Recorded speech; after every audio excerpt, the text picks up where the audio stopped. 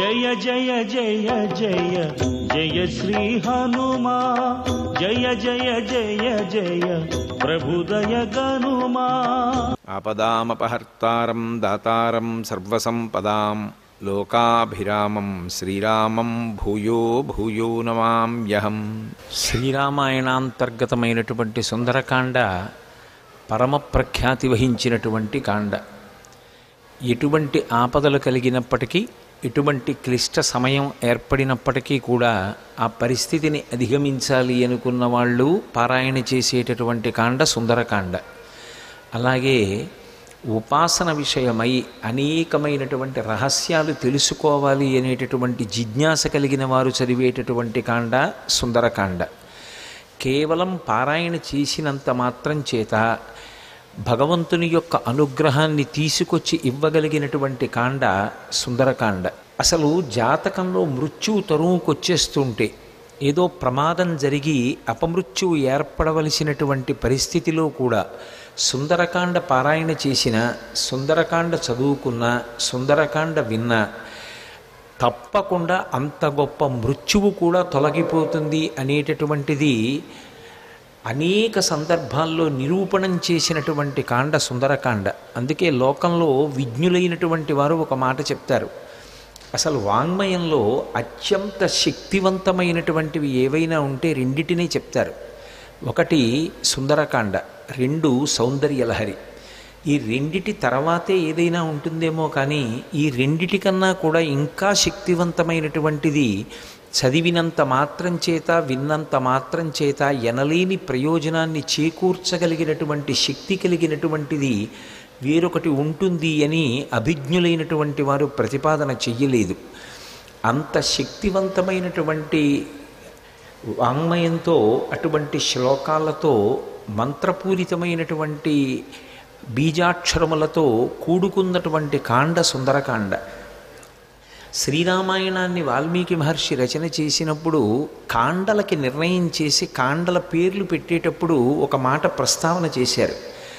ఇతర కవులు కావ్యాల్ని రచన చేసేటప్పుడు పేరు ఎలా పెట్టాలి అనేటటువంటి దాన్ని మార్గదర్శనం చేయడానికి వీలుగా నేను ఈ కాండలకి పేరుంచుతున్నాను అన్నారు. ఆయన ఎక్కడా ప్రథమకాండ, ద్వితీయకాండ, తృతీయకాండ అలా అనలేదు. అలా అనకుండా మొట్టమొదటి కాండని బాలకాండ అన్నారు, రెండవ కాండని అయోధ్యకాండ అన్నారు. బాలకాండ అని మొదటి కాండ అనడానికి కారణం, ఒకవేళ రామచంద్రమూర్తి యొక్క బాల్యాన్ని వర్ణించినదైతే తరువాతి కాండ అయోధ్యకాండ కాకూడదు.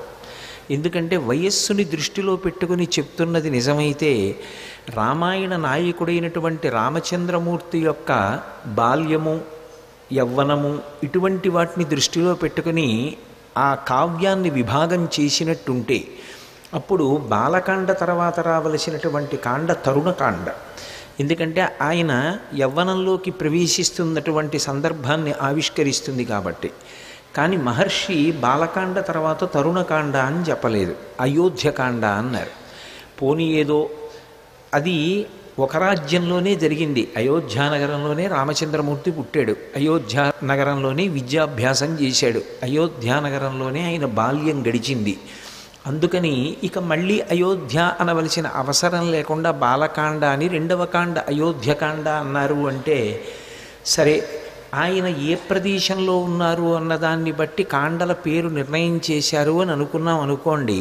అది ఎక్కడ వరకు బాగుంటుంది అంటే, కేవలంగా అయోధ్యలో ఉన్నంతకాలం అయోధ్యకాండ, అరణ్యంలోకి వెళితే అరణ్యకాండ, కిష్కింధకి వెళితే కిష్కింధకాండ. మరి తరువాతి కాండ సుందరకాండ ఎందుకైంది? అది సుందరకాండ కాకూడదు. అప్పుడు అది యుద్ధకాండతో కలిపి లంకాకాండ కావాలి. ఎందుకంటే లంకాపట్టణంలో రామచంద్రమూర్తి ఉన్నారు కాబట్టి. కానీ అక్కడ చివర ఉన్నటువంటి రెండు కాండలు ఆయన ఎక్కడున్నారు అన్నదాన్ని బట్టి ఆ పేర్లు ఉంచబడలేదు.